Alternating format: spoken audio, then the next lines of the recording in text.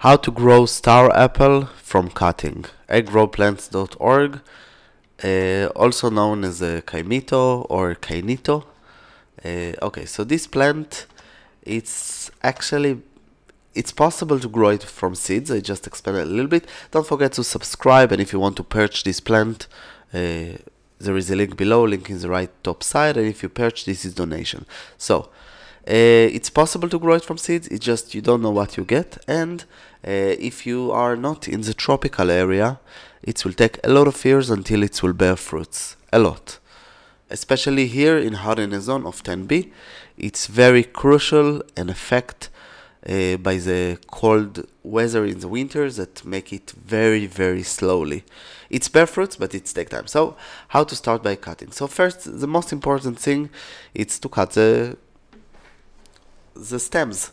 So you can use small stems, young stems, or old stems. For each one of them, it's actually the same success rate. I had better success rate apparently with the small one. The young stems, I have better success with the young one. I don't know why, but this is what I succeed. So some information that you should know. So when you cut it, very important to leave some leaf on this. 1 or 2 leaves will be enough. Major things that you need to know that when you use the leaves, you need to cut part of the leaf to leave just the only top 2. For example, when you have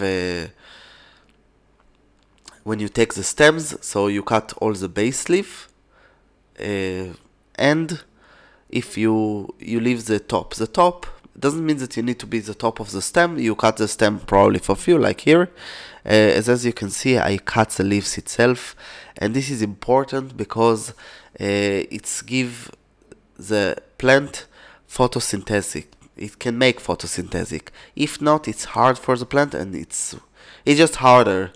You can succeed without, but I think it's harder and it's easier to leave some leaves. You cut the leaves in the middle with an angle, like you can see in this video, and this is important for the plant. It's also again optional without. I do with or without. This is just a try.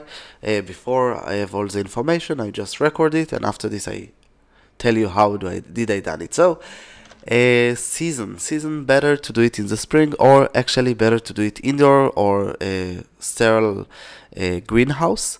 Temperature, this is the most important, almost the most important thing. 25 degree, it means 77 Fahrenheit to 29 degrees, so it means 84 Fahrenheit.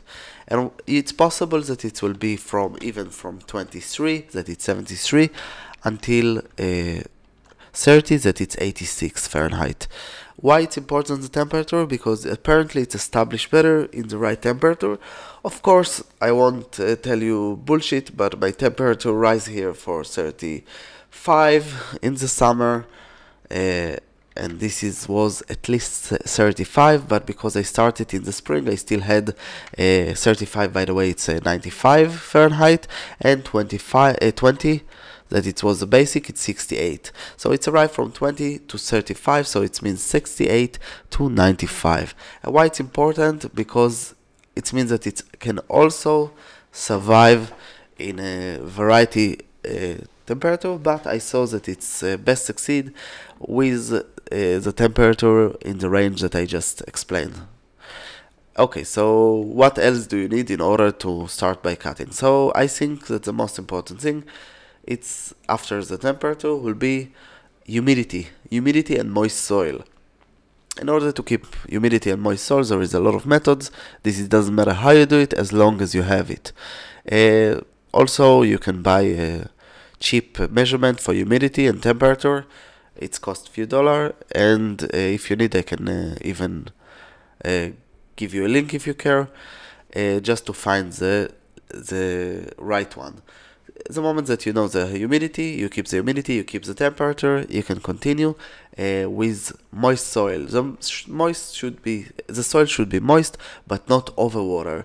One of the major problems when you do cut in general that it's the soil sit a lot of months, sometimes here also, and the soil start to be rotten. In order to prevent it, there is a lot of methods.